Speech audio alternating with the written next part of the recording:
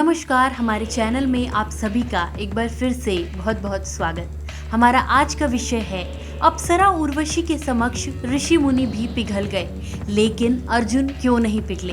तो चलिए शुरुआत करते हैं हमारे इस कहानी की। चंद्रवशी राजा पुरूरवा और स्वर्ग की अप्सरा उर्वशी की प्रेम कथा प्रचलित है। बाद में दोनों ने विवाह किया और पुरुवंश की स्थापना हुई। पुरुवंश में ही आगे चलकर राजा कुरु हुए और कुरु से ही आगे चलकर धृतराष्ट्र और पांडु हुए। इंद्र के कहने पर अप्सरा उर्वशी ने कई ऋषि मुनियों की तपस्या भंग कर दी थी। स्वर्ग की यह अप्सरा बहुत ही सुंदर और चिर यौवन के साथ चिरंजीवी भी थी। एक बार पांडु पुत्र अर्जुन स्वर्ग में थे।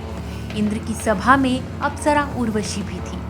अप्सरा उर्वशी ने जब अर्जुन को देखा तो वह उस पर मोहित हो गई और उर्वशी ने अर्जुन को रिझाने की कोशिश की।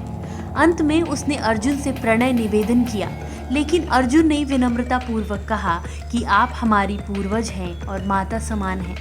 अर्जुन ने कहा, हे देवी, हमारे पूर्वज ने आपसे विवाह करके हमारे वंश का गौरव बढ़ाया था, अतः पुरुवंश की जननी होने के नाते आप हमारी माता के तुल्य हैं। उर्वशी ने कई तरह से अर्जुन को मनाने के प्रयास किए, लेकिन अर्जुन ने खुद का नैतिक पतन नहीं होने दिया और उसका प्रस्ताव ठुकरा दिया। उर्वशी इससे क्रोधित हो गई।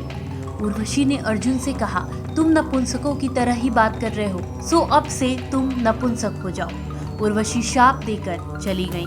जब इंद्र को इस बात का पता चला तो अर्जुन के धर्म पालन से वे अत्यंत ही प्रसन्न हुए।